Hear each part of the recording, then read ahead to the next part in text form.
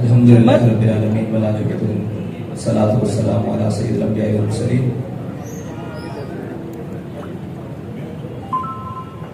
تحریک لبیک یا رسول اللہ ایک عظیم سانے سے گزری ہے، اتوار کی شب، اور جو سانے ہری پور ہزارہ اس کے اندر سے گزری ہے، اور جس میں ایک انتہائی دردناک واقعہ پیش آیا جو کہ شاخسانہ ہے حکومتی دہشت گردی اور ریاستی دہشت گردی کا، جس کی مثال شاید پاکستان میں کسی بھی واقعے کے ساتھ نہیں جوڑی جا سکتی۔ گزشتہ ہفتے میلاد النبی صلی اللہ علیہ وسلم کا جلوس تھا جو 12 ربیع الاول کے دن اپنے مقامات سے ہوتا ہوا حویلیاں کی جانب جا رہا تھا، جس کے اوپر راستے میں شیلنگ کی گئی۔ اسی 12 ربیع الاول کے جلوس کو دوبارہ کرنے کے لیے ہم نے اعلان کیا یہاں 12 ربیع الاول شریف کی شب کو کہ ہم وہاں جا کر میلاد النبی صلی اللہ علیہ وسلم کا جلوس کریں گے، جس کو روکا گیا اس کو دوبارہ کریں گے وہیں پر۔ وہ جلوس اپنے مقام سے چلا اور انتہائی شاندار طریقے سے، بلکہ ہزارہ کی تاریخ کا سب سے بڑا جلوس میلاد النبی صلی اللہ علیہ وسلم کا وہ اپنے مقام کی طرف رواں دواں تھا، جو تقریباً انتہائی فاصلہ طے کر چکا تھا کہ کھولیاں بالا کے قریب جب وہ پہنچا تو اس کے اوپر شیلنگ سٹارٹ کر دی گئی۔ جب وہ شیلنگ ہونے لگی تو اس کے بعد حالات کی کشیدگی دیکھتے ہوئے اور سارے معاملات دیکھتے ہوئے 3 کلومیٹر پہلے ہی جلوس کو اختتام کر دیا گیا اور جلوس کو واپس موڑ لیا گیا۔ وہ حدود جہاں دفعہ 144 لگی ہوئی تھی، وہ حدود جہاں پر انتظامیہ کہہ رہی تھی کہ یہاں نہیں آنا، اس حدود سے تقریباً 2.5 کلومیٹر پہلے ہماری حدود ابھی آدھا کلومیٹر پہلے تک تھی جہاں ہم جا سکتے تھے، لیکن ہم نے اس سے پہلے اپنی ختم کر دی۔ لیکن بلا اشتہار شیلنگ کا سلسلہ جاری رہا اور اس کے بعد جلوس کو واپسی کی طرف موڑ دیا گیا۔ اور جب جلوس واپسی کی طرف موڑا تو اس کے اوپر پیچھے سے کارکنان کے اوپر، پورے جلوس کے اوپر گولیاں، شیلنگ اور انتہائی دردناک طریقے سے جتنے بھی کارکنان شہید ہوئے ان کو پیچھے سے گولیاں ماری گئی، کسی کو سر میں لگی، کسی کو کمر میں لگی اور آر پار، اور جتنے بھی زخمی ہوئے سب کو گولیاں پیچھے سے لگی، اور اگر کسی نے پیچھے مڑ کر دیکھا تو اس کو سامنے ماتھے پر، سینے پر گولی مار دی گئی، اور جو وہاں پر ہاتھ میں آیا اس کو پکڑ کر گولی مار دی گئی۔ یہ اتنا دردناک واقعہ ہے کہ اس کے لیے الفاظ بھی بیان نہیں ہو رہے کہ کیسے اس کو بیان کیا جائے۔ اور یہ کیا ہوا رات کے اندھیرے میں، مغرب تک کوئی چیز نہیں تھی، بالکل اپنے امن کے ساتھ نعرے لگاتے ہوئے ہر طریقے کے ساتھ تمام چیزیں ہوتے ہوئے جلوس اپنی منزل کی طرف تھا، اور مغرب کا وقت جیسے ہی گزرا اس کے بعد شیلنگ بھی سٹارٹ ہو گئی، لائٹس بھی آف کر دی گئی، دائیں بائیں کی جناب جتنی لائٹ تھی وہ بھی بجھا دی گئی، اور ایک اندھیرے میں رکھ کر اتنا شدید یہ سرائے سالے تک سلسلہ کیا گیا کہ کچھ سمجھ سے بالا تھا کہ آگے سے بھی آہو بکا کی آواز تھی، پیچھے سے بھی آواز تھی، اور ایک گولیوں کا سلسلہ تھا، نہ اپنے کی تمیز رہ رہی تھی نہ بیگانے کی، اور جناب گولیاں برسائی جا رہی تھی بارش کی طرح۔ تو اس سلسلے میں آج آپ سب کو بلایا گیا ہے کہ ہم آپ کو کچھ حقائق دکھا سکیں کہ یہ کیوں ہوا ہے اور کس نے کیا ہے، اور یہ واقعہ کیوں کر تحریک لبیک پاکستان کے اوپر پیش آیا ہے۔ اس کی پہلی وجہ تو یہ ہے کہ مکمل تیاری تھی کہ تحریک لبیک پاکستان کو ایک فرقہ وارانہ فساد کے ذریعے پورے ملک میں اشتعال دلوایا جائے، اور پھر یہ اشتعال اٹھے اور اس سے جس کو بھی جو فائدہ مل سکتا ہے وہ لے، اور اس کے بعد ملک کے اندر ایک ہنگاموں کی صورت برپا ہو جائے۔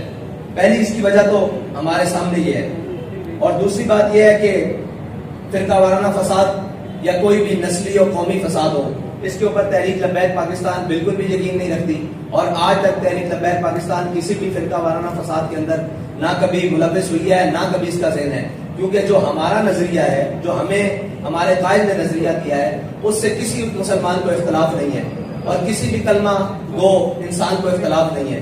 تو یہ جان بوجھ کر ایک بہت بڑی سازش تھی جس کے تحت تحریک لبیک پاکستان کو اس کے اندر دھکیلنے کی کوشش کی گئی۔ اور دوسری بات یہ ہے کہ حالیہ دورے جو ہمارے ملک کے ذمہ داران بیرون ملک کر کے آئے ہیں، وہ کیا یہ معاہدے کر کے آئے ہیں کہ اب ان لوگوں کو جان سے مارنا ہے، اور جب یہ اشتعال میں آ جائیں اور ان کو کل پھر یہ پورے ملک میں فساد اور جناب ایک احتجاج کی فضا بلند ہو اور ایک دوسرے کو مارا جائے، اور اس کے بعد ایک بڑا احتجاج پورے ملک میں بپا ہو، اور اس کے بعد تحریک لبیک پاکستان کو کلعدم کیا جائے۔ یہ اس کی طرف پرسوں رات کا ایک قدم تھا جس کو تحریک لبیک پاکستان کی قیادت نے بڑی بخوبی طریقے سے ڈھانپ کر اپنے کارکنوں کو اس دلدل سے نکال کر اور بحفاظت گھروں تک پہنچانے کی کوشش کی، لیکن وہ کوشش ناکام کرنے کے لیے بھی ان کے اوپر گولیاں برسائیں گی۔ یہ ایک اتنی بڑی سازش ہے کہ اگر اس سے بے نقاب کیا جائے تو پتہ لگ جائے گا کہ پاکستان کا دشمن کون ہے، اور پاکستان کو غیر متزلزل کون کرنا چاہتا ہے، اور ایک وہ جماعت جس کا ان چیزوں سے تعلق ہی کوئی نہیں، اس کو اس کی طرف دھکیلنا کون چاہتا ہے، اور بلا وجہ ان کے کارکنان کو شہید کروا کر کون چاہتا ہے کہ اس ملک کے اندر اشتعال پیدا ہو، اور اس ملک کے اندر ایک افراتفری پیدا ہو، اور اس ملک کو دوبارہ اس کی طرف دھکیلا جائے جس سے کسی کا مفاد جڑا ہوا ہے۔ اور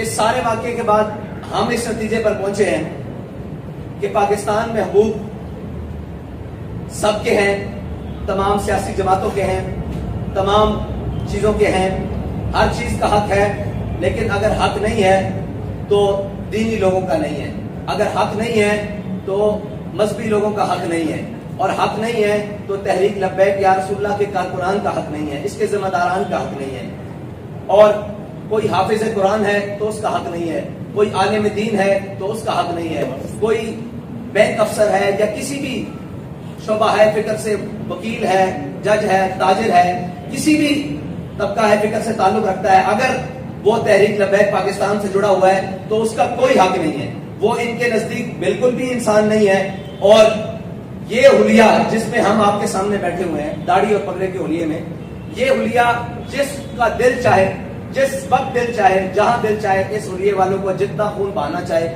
وہ بہا دے، رات کے اندھیرے میں چاہے، دن کی روشنی میں چاہے وہ بہا دے، اور جہاں دل چاہے گولیاں برسا دے، جہاں دل چاہے شیل برسا دے، جہاں دل چاہے اٹھا کر جیلوں میں بند کر دے، جہاں دل چاہے دہشت گردی کے مقدموں میں بند کر دیا جائے، جب دل چاہے فورس شیڈول میں ڈال کر ان کو پابند سلاسل کر دیا جائے۔ اور جناب اس سوچ اور اس فکر کے رکھنے والوں کو یہ سوچنا ہوگا، اور ان کے خلاف جو سازش کر رہے ہیں ان کو یہ سوچنا ہوگا کہ ہم ملک کو کس طرف لے کر جا رہے ہیں، اور یہ جو کچھ ہو رہا ہے یہ چاہت کس کی ہے، یہ کس کا ایجنڈا ہے کہ وہ ہمیں اس سطح پر لے کر جانا چاہتا ہے، اور ہمارے خون کو اتنا ارزاں سمجھ کر دن بدن بہایا جا رہا ہے، اور اس کی قیمت بھی نہیں، یعنی یہاں شہداء کے جنازے ہوں کسی کو دکھانے کی اجازت نہیں، سچی بات یہ ہے، یہاں شہیدوں کی گنتی کسی کو بتانے کی اجازت نہیں، یہاں زخمی ابھی بھی پڑے ہوئے ہیں اسپتالوں میں، کسی کو ان کو جا کر دیکھنے کی اجازت نہیں، اور پوسٹ مارٹم کے لیے 48 گھنٹے ہو گئے ہیں، تمام جگہ پر ہم باڈیز لے کر تمام سرکاری اسپتالوں میں، مجسٹریٹ کی عدالتوں میں پھر رہے ہیں کہ ہمیں کورٹ آرڈر دیں تاکہ ہم ان کا پوسٹ مارٹم کروا سکیں، وہ کورٹ آرڈر نہیں دیے جا رہے، وکلاء صبح سے لے کر شام تک کچہریوں میں بیٹھے ہوئے ہیں، کوئی سننے کے لیے تیار نہیں ہے کہ یہ ہوا کیا ہے، اور یہ ظلم آپ کے ساتھ کس نے کیا ہے، کیوں ہو رہا ہے۔ اور اس کے بعد ہمارے الٹا سب سے بڑی بات یہ ہے کہ الٹا جن کو شہید کیا گیا ہے ان کے اوپر ایف آئی آر درج کرنی شروع کر دی ہے۔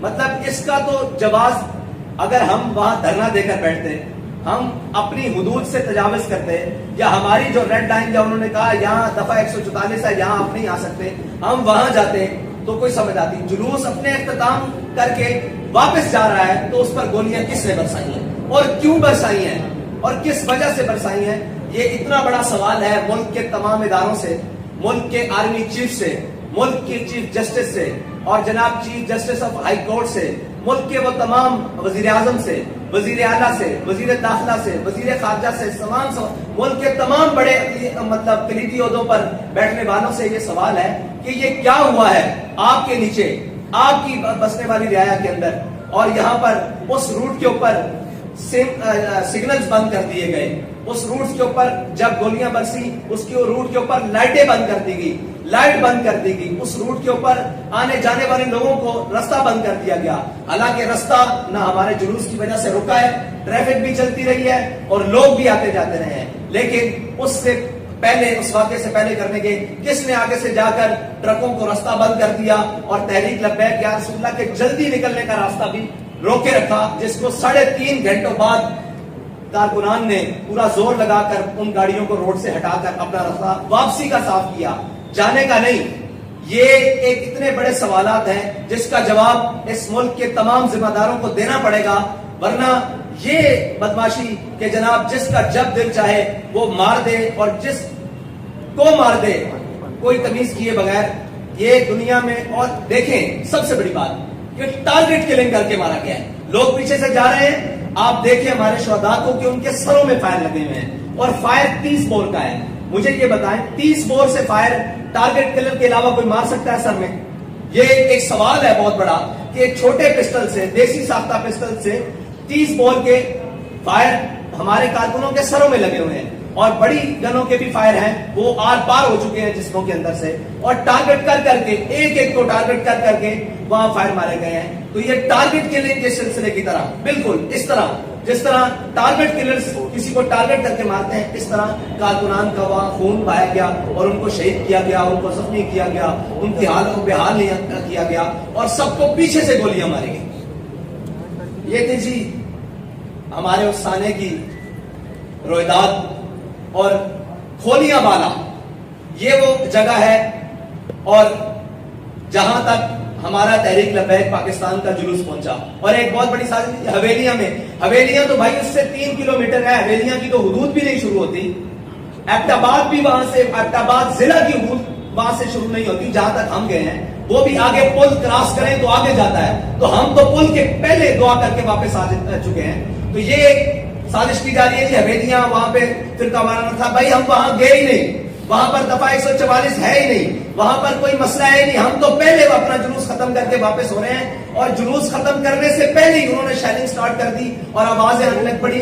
हमारे पास वो वीडियोस भी हैं, वो लोग चलाएंगे कि जब हम ऐलान कर रहे हैं कि हम वापस जा रहे हैं और हमने खत्म कर दिया, वापस चलो। ये शाह साहब भी ऐलान कर रहे हैं, मेरा भी ऐलान मौजूद है जिम्मेदारान का, उसके अंदर फायरिंग की आवाज बाकायदा सुनी जा सकती है कि उस वक्त फायर खोल दिया गया कि आप आगे क्यों नहीं आ रहे, आप उस जगह पर क्यों नहीं जा रहे जहां पर फसाद है, आप जहां से वापस क्यों जा रहे हैं। तो हमारा जुलूस ज्यादा किलोमीटर बनता है, 4 किलोमीटर, लेकिन हम एहतियातन कह रहे हैं कि 3 किलोमीटर कंफर्म हम वहां से अपने मकाम से, जहां पर भी वो जुलूस का मसला था, हवेलियां बाजार उससे भी आगे जाता है जहां का मुआहदा हुआ है। हवेलियां बाजार मेन जीटी रोड से उससे भी अंदर है, लेकिन मेन हवेलियां बाजार जहां से हवेलियां शुरू होता है वहां से भी 3 किलोमीटर पहले हमने जुलूस खत्म किया। और ये एक बहुत बड़ा सानिया गुजरा है और जानबूझकर तहरीक लब्बैक पाकिस्तान को इस आग में धकेलने की कोशिश की गई है, लेकिन इंशाअल्लाह वो हर चेहरा बेनकाब होगा जिसने तहरीक के खिलाफ और पाकिस्तान के खिलाफ ये बहुत बड़ी साजिश की है। बहुत शुक्रिया। मेरा ख्याल है कि आप सारे वीडियोस देख लें, उसके बाद आपके जो सवाल होंगे वो करें।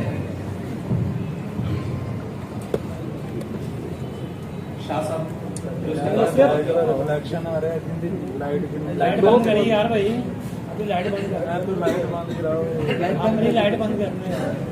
ओ ऐली नहीं, बड़ी लाइट आ रही है, बस ठीक है। ये लाइट ये नहीं बंद करनी, बड़ी नहीं है ये वाला, ये रेड वाला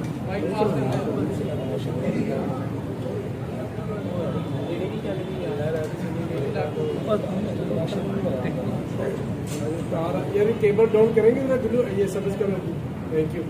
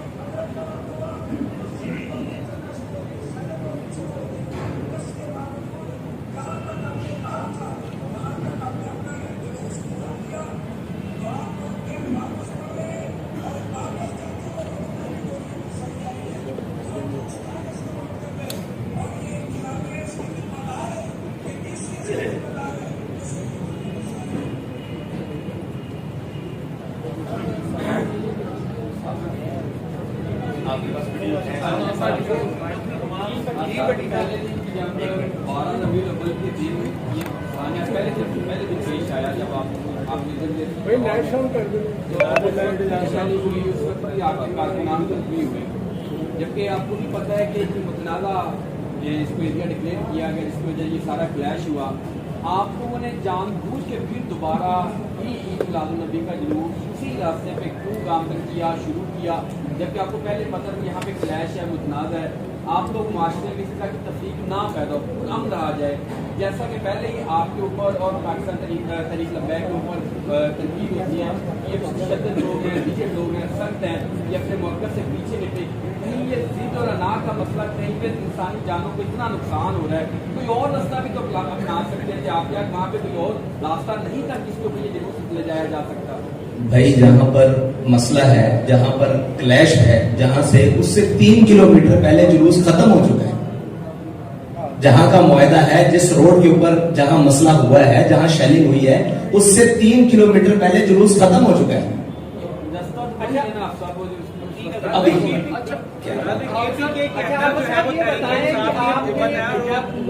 کال دی تھی اتوار کے روز 12 ربیع الاول کو یہ ایشو ہوا, اس کے بعد اتوار کے روز آپ کال دیتے ہیں کہ ربیع الاول کا جو جلوس ہے دوبارہ نکالا جائے گا.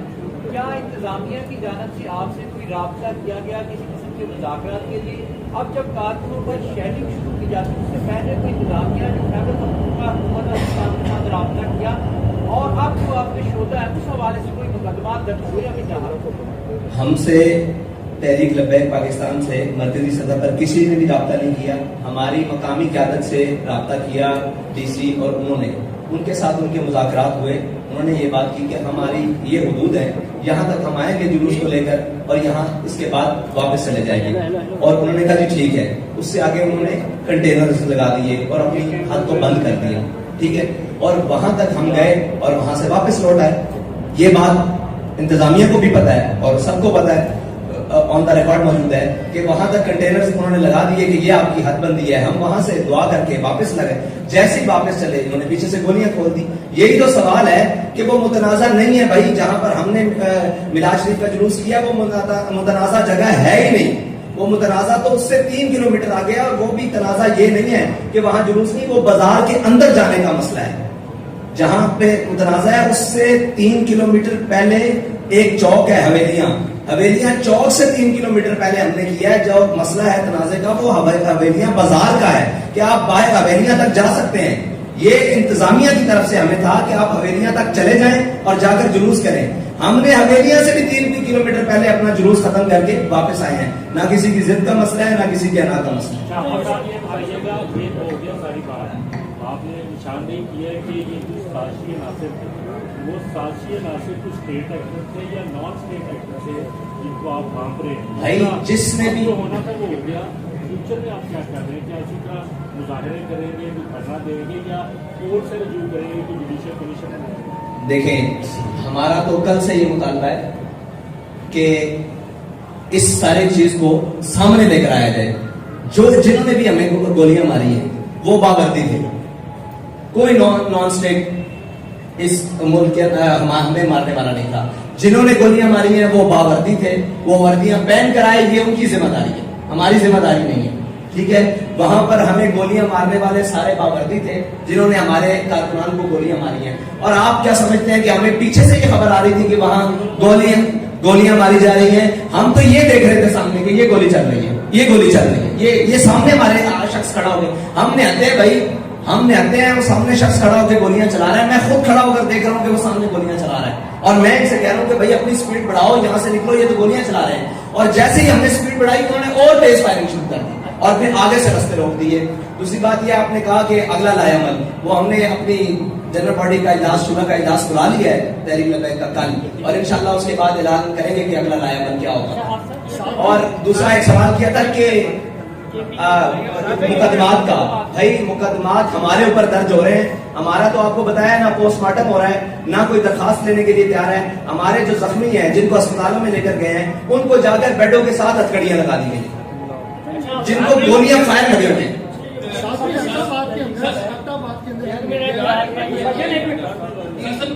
یہ بتائیں کہ ہم تو ماشاءاللہ 400-500 کلومیٹر دور بیٹھے ہیں، کیا اللہ جانتا ہے آپ نے ہم کو کیا ہوا ہے؟ جب ایک دفعہ جب سے نکلا ہے تو پھر دوسری دفعہ کیوں نکلا ہے؟ اور جو متنازع ایریا 3 کلومیٹر وہاں کون سے لوگ ہیں جن کی وجہ سے ریڈ لائن ایریا تھا جس کے دور یا قریب آپ کے ساتھ تشدد کیا گیا؟ اور تیسرا شہدا کی افیکٹ کا کیا قانونی بھی کیا بنا ہے؟ آپ کو یہ سارے سوالات کو جنہوں نے روکا ہے وہ بتائیں کہ ریڈ لائن ایریا. میرے نزدیک پورا پاکستان میں کوئی بھی ایریا ریڈ لائن نہیں ہے. یہ تو وہ بتائیں گے کہ جن کو اس ریڈ ایریا سے مسئلہ ہے کہ وہاں کون بستے ہیں یا وہاں کیا معاملات ہیں یا وہاں انہوں نے کیا کر رکھا ہے جس میں آپ اور میں میلاد النبی کا جلوس نہیں لے کر جا سکتے.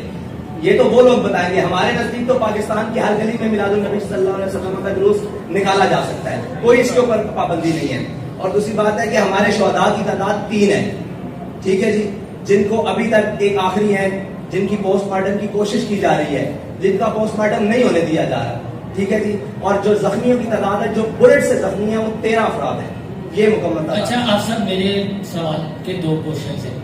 ایک آپ کا ویڈیو کلپ سوشل میڈیا پر وائرل ہو رہا ہے جس میں آپ پورے میڈیا کو لانتی قرار دے رہے ہیں. یہ بالکل اسی طرح کی لائن ہے جس طرح عمران خان کو غصہ ایک چینل یا چند اینکرز پر ہوتا ہے تو پورے میڈیا کو.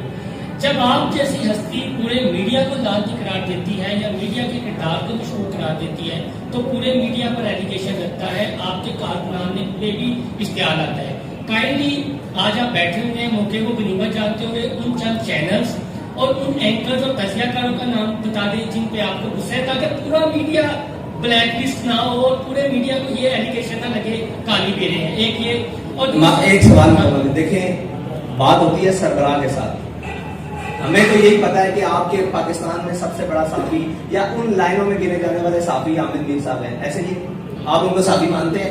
پہلے تو آپ جواب دیں نا کہ آپ کے یہاں صحافی کون ہے. ہمارے یہاں تو آپ سارے صحافی ہیں، سارے صحافی ہیں پورے پاک. ہم تو سب کو صحافت کی نظر سے دیکھتے ہیں. آپ کیمرہ مین ہیں یا صحافی ہیں یا نیوز رپورٹر ہیں، آپ ان کو صحافی مانتے ہیں؟ پہلے تو یہ بتائیں. اگر آپ سارے ان کو آن کرتے ہیں پھر میں اگلی بات کرتا ہوں. اچھا آپ ان کو آن کرتے ہیں، آپ نے ان کی ٹویٹ پڑھی ہے؟ میں نے پڑھی ہے. آپ یہ مجھے بتائیں کہ وہ کہہ رہے ہیں جو ان کے ساتھ ہوا ہے اچھا ہوا ہے، تو میں اس کو لانتی نہ کہوں تو اور کیا کہوں؟ ہم یہی کہہ رہے تو ہیں بھائی وہ آپ کا سربراہ ہے نا. نہیں ہمارا سربراہ آپ کا سربراہ ہے.